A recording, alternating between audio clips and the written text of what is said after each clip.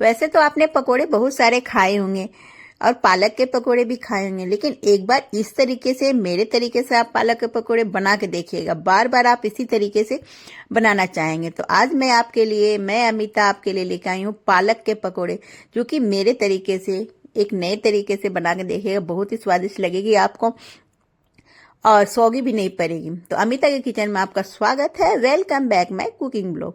तो यहाँ पे मैं पालक ले ली हूँ। तो पालक को अच्छे से साफ करके धो ली हूँ।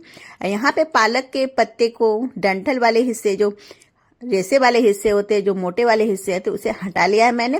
और इस तरह से जो सॉफ्ट सॉफ्ट वाले हिस्से है उसे हमने रखा है। तो इस तरह से सारे पत्ते को छांट लीजिए। ये 500 ग्राम के करीब है, पर मैं इतना के नहीं बनाऊंगी, मैं थोड़े कम के ही बनाऊंगी। तो मैंने सारी की सफाई कर ली इकट्ठे। अब यहाँ पे पकोड़े के लिए कुछ मसाले तैयार कर लेते हैं, जिससे कि स्वाद एक अलग सा इसमें आएगा। तो यहाँ पे कोई भी बर्तन ले लीजिए गरम करने के लिए। यहाँ पे मैं थोड़े ज्यादा मसाले बना रही हूँ क्योंकि मुझे और भी जरूरत है। तो यहाँ पे 2 चम्मच धनिया ली हूँ, 1.5 चम्मच सौंफ, आधा चम्मच काली मिर्च, 1 चम्मच जीरा, खरा जीरा। सारी चीजों को हम लो फ्लेम में हल्का सा भूनेंगे, जो कि इसमें सौंधी सौंधी खुशबू आने लगे, इतना आपको भूनना है, ज्यादा नहीं भूनना है। तो मैं थोड़ी सी ज्यादा क्वांटिटी में बनाई हूँ क्योंकि मुझे थोड़ी जरूरत थी किसी और चीज के लिए, तो मैं उसके लिए बना के रख ली हूँ। तो इस तरह से इसे हल्का हल्का भून लेंगे और इसे हम दरदरा पीसेंगे। तो दरदरा यहाँ पे ओखल में हम पीसेंगे, कूट के।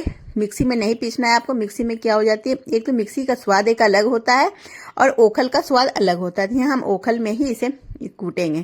तो इस तरह से गरम ही मैं इसमें डाल दूँ। गरम गरम जब हम कूटेंगे तो बहुत ही अच्छी कूट जाती है। जब गरम में हम धनिया, जीरा, काली मिर्च को कूटेंगे तो बहुत ही आसानी से कूट जाती है। और इसे पूरा बारीक नहीं करना है आपको, इसे दरदरा कूटना है, जो कि खड़े खड़े मसाले दिखने चाहिए, इस तरह से आपको कूटना है। तो यहाँ पे देखिए हमने कूट लिया है। इस तरह से आपको कूटना है, ज्यादा बारीक नहीं करना, इस तरह से दरदरा आपको बनाना है। तो इस तरह से अब हम मसाले रखते हैं साइड में। मसाले को ढक के रखिएगा ताकि खुशबू उड़ ना जाए। अब यहाँ पे हम तैयारी करते हैं पकौड़े के लिए। तो यहाँ पे लियो हरी मिर्च, हरा धनिया, अदरक और 1 आलू। अगर आप प्याज खाते हैं तो प्याज भी ले लीजिए। प्याज, आलू डाल के बनाएंगे तो पकौड़े का स्वाद एक अलग सा आपको लगेगा। तो यहाँ पे तीखे के हिसाब से मिर्ची ले लीजिए, जितना आपको तीखा पसंद है। तो यहाँ पे मैं 5 हरी मिर्च ली हूँ तीखी वाली। इसे बारीक बारीक चॉप कर लीजिए, जितना आपके बारीक हो सके उतना चॉप कीजिएगा, क्योंकि जब मोटे मोटे मिर्ची खाने में आते हैं तो अजीब सा तीखापन लगता है। इस तरह से चॉप करके डालेंगे तो स्वाद अलग सा लगेगा आपको। तो यहाँ बारीक बारीक चॉप कर लेंगे हम इसे। अदरक को भी कद्दूकस कर लेंगे और यहाँ पे आलू को भी हम बारीक बारीक कटिंग कर लेंगे। हरा धनिया को भी बारीक बारीक चॉप कर लेंगे। यहाँ पे अगर आप प्याज खाते हैं तो प्याज को भी ले लीजिए, और लहसुन खाते हैं तो लहसुन को भी आप इस तरह से क्रश करके ले सकते हैं। प्याज को भी आप जब लें इसमें तो बारीक बारीक चॉप करके लीजिएगा, मतलब कि चॉप नहीं, लच्छे में कटिंग कीजिएगा। तो इस तरह से सारी चीजों की तैयारी पहले कर लीजिए, उसके बाद हम पकौड़े बनाने की तैयारी करेंगे। तो सारी चीजें तैयार हो गई है, देख सकते हैं। ये आलू भी कटिंग करके हम यहाँ पे पानी में रख देंगे ताकि यहाँ पे अच्छे से काला ना पड़े। अब यहाँ पे बेसन ले रहे हैं। तो बेसन यहाँ पे 1 कप के करीब ली हूँ। अब जरूरत पड़ेगी तो और भी हम लेंगे। अब यहाँ पे कुटी हुई लाल मिर्च ली हूँ, चिल्ली फ्लेक्स जिस तरह से होती है, 1 चम्मच छोटी चम्मच से, 1 चम्मच अजवाइन, जिससे पचने में आसानी होगी। स्वाद के अनुसार नमक डालिएगा, 1 चम्मच के करीब नमक डाली हूँ। और जो मसाले हमने तैयार किए थे वो 1.5 चम्मच के करीब यहाँ पे डाल रही हूँ। अब यहाँ पे थोड़ी सी मैं ले रही हूँ मीठा सोडा, खाने वाला सोडा जो होती है वो मीठा सोडा, थोड़ा सा 1 चुटकी के करीब डालना है। थोड़ा सा पानी डालेंगे। अब यहाँ पे सारी चीजों को अच्छे से मिक्स करेंगे। ज्यादा पानी का यूज नहीं करना है, बस थोड़ा थोड़ा डाल के इसे गाढ़ा घोल तैयार करना है। जिस तरह से हम पकोड़े वगैरह के बनाते हैं उस तरह का हमें इसे तैयार करना है। तो यहाँ पे इस तरह से घुमाते हुए इसे हम फेंट लेंगे। इस तरह से देखिए फेंट लीजिएगा। जब ये अच्छे से फिट जाएगी तब हम इसमें थोड़ा सा, मतलब कि इसे हम रेस्ट के लिए रखेंगे ताकि थोड़ी सी बेसन फूल जाएगी। तो इसे रखते हैं साइड में। अब हम यहाँ पे पालक कटिंग कर लेते हैं। तो पालक जब भी पकोड़े के लिए कटिंग करिए तो यहाँ पे पालक को बड़े बड़े हिस्से, मैंने बड़े बड़े कटिंग कीजिएगा, क्योंकि बारीक बारीक करने से क्या होता है, जो बहुत जल्दी पानी रिलीज कर देगी और पकोड़े का अच्छा स्वाद नहीं लगेगा। तो यहाँ पे इसे रफली चॉप कीजिएगा। देखिए इस तरह से कटिंग करना है आपको। अब यहाँ पे थोड़ा देर के बाद हम बेसन को फिर से एक बार मिक्स करेंगे और उसके बाद हम इसे पकोड़े बनाएंगे। तो यहाँ पे देखिए इसे मिक्स कर लीजिए इस तरह से। अब यहाँ पे पालक के पत्ते हम डालेंगे इसमें।